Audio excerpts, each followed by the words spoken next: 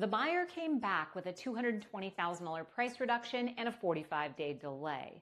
3 contracts weren't transferable to the new owner. A buyer's attorney found them in due diligence. The seller had no idea they were a problem because no one ever looked. Every one of those contracts was fixable before the listing with 1 letter from an attorney.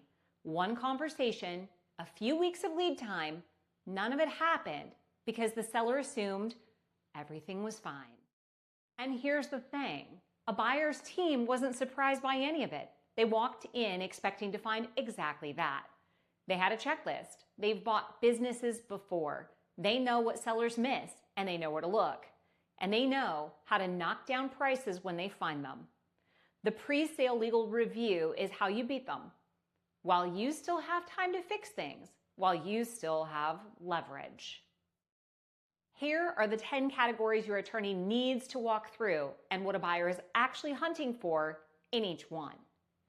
Before we get into it, who you hire matters more than most sellers realize. You want a transaction attorney, someone who does M&A deals, not your general business attorney who helped you set up the LLC 10 years ago, not whoever handled your real estate closing or your divorce. You'll want to ask them directly, how many seller-side business sales have you represented in the last 2 years? What size, what industries? A general business attorney reviewing your contract is better than nothing, but a transaction attorney who has seen these issues 100 deals knows exactly what a buyer's team is going to look for because they've been on the other side of the table too. Category 1, contract transferability. Think about every contract your business has right now.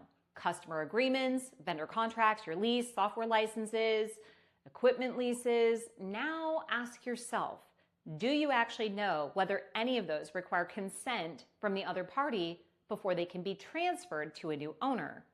Many sellers don't. A buyer's attorney definitely does. That's the first thing they look for. When a non-transferable contract surfaces in due diligence, a buyer doesn't treat it as a problem to solve together. They treat it as a number. They've already calculated the discount before they bring it to you. By the time you're hearing about it, the reduction is already baked into their position. And if you can't fix it quickly, it will likely end up as a price reduction or a holdback in your closing money. Your attorney has 3 plays before you list your company for sale, and many of them are difficult to execute once you're inside of due diligence. The first play is to request consent directly. Your attorney drafts a formal consent request to the counterparty. Professional, not alarming, framed around business continuity. Most landlords, vendors, and customers will say yes when the request is handled correctly because they want the relationship to continue regardless of who owns the business. But how that letter is written matters enormously. A badly worded request spooks a customer into shopping alternatives before you even listed your business. This is not a task for a first-year associate. The second play is to negotiate assignment language at renewal. If a contract is coming up for renewal before you list, your attorney works on an assignment clause and puts it into the new agreement. The counterparty doesn't need to know why. It's standard updated contract language. That's the cleanest fix available. The third play is to structure around it. If a contract truly can't transfer, your attorney can structure a transition service agreement. You retain the contract temporarily while the buyer builds their own direct relationship. Not ideal, but it keeps the revenue alive instead of handing a buyer a price reduction on a silver platter. Those plays are very limited after you sign an LOI. That window closes quickly once a buyer is in the process. Category 2, open disputes and pending issues. Do you have an open vendor dispute right now? An unresolved customer complaint? A regulatory matter that's still technically pending? Maybe an employee situation that was handled verbally but never formally closed out? Every single one of those becomes a disclosure liability in your purchase agreement. And a buyer's team is specifically trained to exploit disclosed liabilities and turn them into negotiating leverage. Here's the math a buyer uses. A vendor dispute you could settle today for $15,000 becomes a $40,000 holdback because a buyer has to price the worst case scenario outcome, not one you think will likely happen. They don't have the context you have. What they have is a number they can use against you. Before you list, go through every open item and ask, can I close this before a buyer finds it? Sometimes it's a settlement offer. Sometimes it's a formal release letter. Sometimes it's just documenting that something was resolved 3 years ago, but nobody ever put it in writing. Every item you clear is one less number a buyer can subtract from your price or hold back at closing.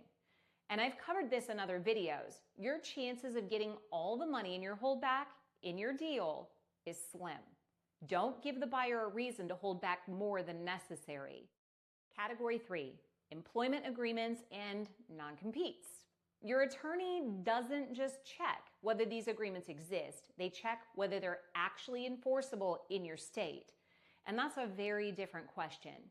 Non-compete law has shifted dramatically in the last few years. Some states enforce them broadly, some limit them by duration or scope, and California barely enforces them at all. An agreement your key employee signed 5 years ago may be completely worthless under the current law. And a buyer's attorney is going to figure that out before you do. Think about what that costs you. You told a buyer your operations manager is locked up under a non-compete. A buyer's counsel reviews the agreement, determines it's unenforceable, and now the most critical person in your business is a flight risk in their eyes. That's not just an operational concern, that's a valuation hit. A buyer who identifies key person risk will price it into the offer and the deal structure or try to force your ops manager into signing something as a condition of their continued employment. If your employee doesn't like it, now they're a risk to the buyer and they're repricing your deal accordingly. Your attorney also goes through the employee file itself. Undocumented performance situations, unresolved separations, commission disputes that were settled verbally but never papered. And one of those is a potential disclosed liability or a due diligence flag. Get them closed before a buyer's team turns them into something they can use. Category 4, banknotes and prepayment penalties. Pull every bank note, SBA loan, equipment financing agreements, everything you have. For each one, the question is there a prepayment penalty if it gets paid off at close? Your attorney can't change what the bank put in the contract, but knowing that number before you go to market changes your net proceeds calculation, your timing decision potentially, and your negotiating position. A $600,000 note with a 3% prepayment penalty is $18,000 off your proceeds at closing. That's not a number you want to discover on the day of closing when the wire is already being calculated and you've mentally spent every dollar of that check. Please subscribe if this is helping you. This whole series is on my channel. It's called Exit Ready and it covers everything buyers know that most sellers don't. Category 5, your disclosure list. In the purchase agreement, you're going to make representations about your business. The standard qualifier is to seller's knowledge. That phrase sounds like it protects you. It doesn't. What it actually means is that if you knew about something and didn't disclose it, you're exposed to a post-close indemnification lawsuit. Not might be exposed, you are exposed. Past lawsuits, even ones resolved years ago, need to be on that list. A regulatory matter that was settled and forgotten about, an employee separation that involved any kind of payment, a customer dispute that ended in a credit. Your attorney helps you build the complete picture. Not just what's pending right now, but everything in your history that could ever surface. I'm serious about this one. Disclose every single thing that could ever become an issue. Because a buyer's team does find things. They are specifically looking for it. And explaining after close why you didn't mention something you knew about is a conversation that costs you real money. It prevents you from getting your earnout, holdback, or even having to spend 6 figures defending yourself in court. Category 6, intellectual property ownership. Who actually owns the intellectual property in your business? Not who you think owns it, who legally owns it. If a contractor built your software, or a former employee developed a proprietary process, or someone created content for you without a written IP assignment to the company may not legally own what it believes it owns. A buyer is paying for assets. If those assets don't cleanly belong to the entity being sold, that surfaces in due diligence at exactly the wrong moment. Your attorney identifies the gaps and gets the assignments executed before a buyer ever sees the inside of your operation. Category 7, UCC filings and your cap table. Any liens filed against your business assets need to be found and cleared or disclosed before a buyer's title search finds them first.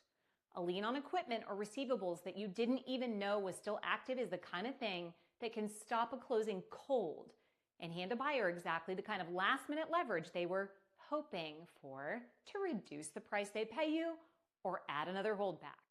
And your cap table needs to be clean. Are there minority owners, silent partners, anyone who has ever promised equity in a conversation that was never formalized in writing?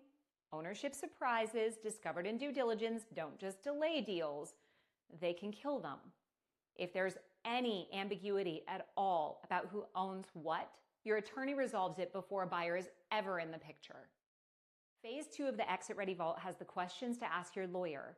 The pre-sale version, every category in this video is in there, organized so you can walk into that first meeting with a complete agenda instead of a blank legal pad and a vague sense that you should probably talk to someone. Find it with the QR code or in the description. Category 8, related party transactions. Any transaction between your business and an entity you own, a family member, or a related party has to be documented and disclosed. A lease where you personally own the building, a management fee paid to a related entity, a loan between you and the business, these aren't hidden, they're disclosed and explained. But they have to be on the disclosure schedule with the proper documentation. Because a buyer who finds a related party arrangement that wasn't disclosed doesn't just price it, they start questioning everything else you told them. And once a buyer loses confidence in your completeness of your disclosure, you've lost control of the deal. Category 9, your complete litigation history. Not just what's pending right now, history, past lawsuits, arbitrations, regulatory actions, even matters resolved years ago. Your attorney helps you compile the complete picture so your representations in the purchase agreement are accurate. A buyer whose team finds a lawsuit from 6 years ago that wasn't on your disclosure list now has a post-close indemnification argument in their back pocket. Give them nothing to find that you already knew about. Category 10, insurance claims and government contracts. A pattern of insurance claims over the last 3 to 5 years tells the buyer's team something about how this business operates. An open claim is a disclosed liability they're going to factor into their offer. Know what's in your claims history before a buyer pulls it, because they will absolutely pull it. And you want to be the one who surfaces it first, not the one not knowing what's there. And if any part of your revenue comes from government contracts or regulated relationships, those have their own transfer rules. Some require agency approval on the change of ownership. Some terminate automatically. These get identified and addressed before you're in a deal, not discovered at closing when there's no time left to fix anything. Here's what to bring to that first attorney meeting. Every contract, your corporate formation documents, and your operating agreement. A list of every personal guarantee still in your name. All bank notes with current balances. Any pending or recently resolved disputes. Any regulatory or compliance matters, your cap table, your full entity structure, and an honest account of anything in your history that you've been hoping no one asks about. This list is in the Exit Ready Vault. The link is in the description and in the QR code. That last one is the most important thing on that list. The things sellers hope don't come up are exactly what a buyer's team is trained to find. Your attorney cannot protect you from something they don't know about. Give them the full picture and let them figure out what to do with it. That's what they're there for. The buyer of your company is going to walk into due diligence with a strategy. They have a list of what sellers typically miss, and they work through it methodically. The sellers who have done this work before a buyer ever shows up don't just protect their price, they change the entire dynamic of the negotiation. In the next video, what happens to sellers who cancel the wrong insurance policy at the wrong time? The insurance you probably need to protect yourself after the deal closes, what tail coverage is, and why your deal structure determines how exposed to losing money after closing you really are.